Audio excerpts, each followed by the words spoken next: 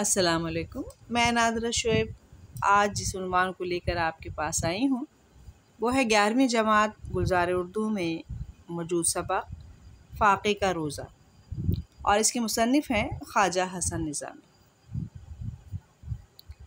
اب ہم تعارف مصنف سے آگاہی حاصل کرتے ہیں۔ خواجہ حسن نظامی کا اصل نام علی حسن تھا۔ آپ ایک باکمال ادیب تھے۔ لکھنے کا شوق ایک اخبار کے مطالعے سے ہوا۔ آپ نے 40 سے زائد کتابیں تحریر کی۔ آپ کی پہلی کتاب مفلسی کا مجرب علاج ہے۔ آپ نے 1857 کی جنگ آزادی کے واقعات کو بیان کرنے میں نمایاں کام کیا ہے۔ آپ کو مصور فطرت بھی کہا جاتا ہے۔ آپ کی اہم کتابوں میں جو سب سے اہم ترین کتابیں ہیں ان میں بیگمات کے آنسو اور غدر دہلی کے افسانے شامل ہیں۔ اس کے علاوہ دہلی کی آخری شمع اور سفرنامہ مصر و حجاز بھی اہم سمجھی جاتی ہیں۔ آئیں اب ہم سبق کا خلاصے کی طرف آتے ہیں۔ اس مضمون کا عنوان دراصل فاقے میں روزہ ہے، جو بیگمات کے آنسو نامی کتاب میں موجود ہے۔ اس کے علاوہ 10ویں نظام المشائخ نمبر میں بھی یہ شائع ہوا تھا۔ یہ اس زمانے کا ذکر ہے جب مغلیہ حکومت کے آخری بادشاہ بہادر شاہ ظفر ہندوستان کے حکمران تھے۔ ماہ رمضان کا دوسرا عشرہ تھا۔ بہادر شاہ ظفر کے بھائی مرزا سلیم بہادر اپنے دوستوں کے ساتھ بات چیت کر رہے تھے کہ ایک لونڈی نے اطلاع دی کہ والدہ بلا رہی ہیں۔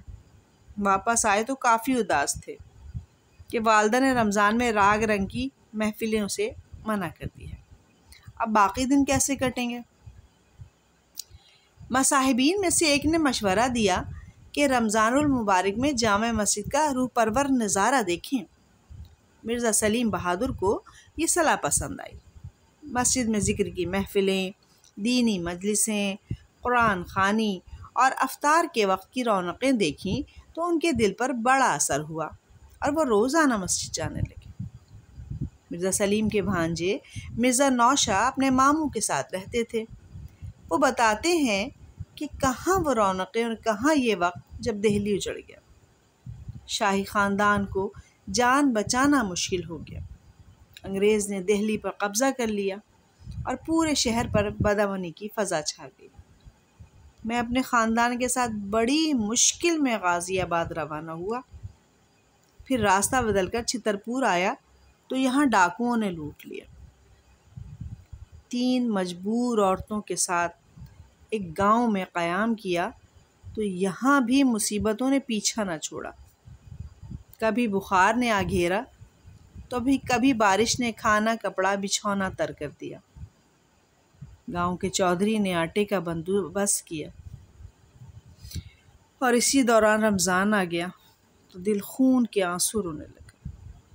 بارگاہ الہی میں والدہ کی آہوزاری سنی نہ جاتی تھی۔ پہلا روزہ پانی سے کھولا، دوسرا روزہ بھی فاقے کی حالت میں رکھا۔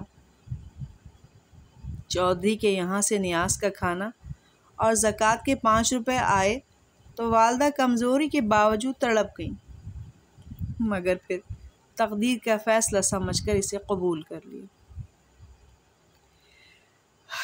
ماہ رمضان کے بعد 6 ماہ اسی گاؤں میں رہے، پھر دہلی چلے آئے۔ یہاں آ کر والدہ کا انتقال ہو گیا۔ بہن کی شادی کر دی۔ اب حکومت نے 5 روپے پینشن مقرر کر دی ہے، اسی سے زندگی گزر رہی ہے۔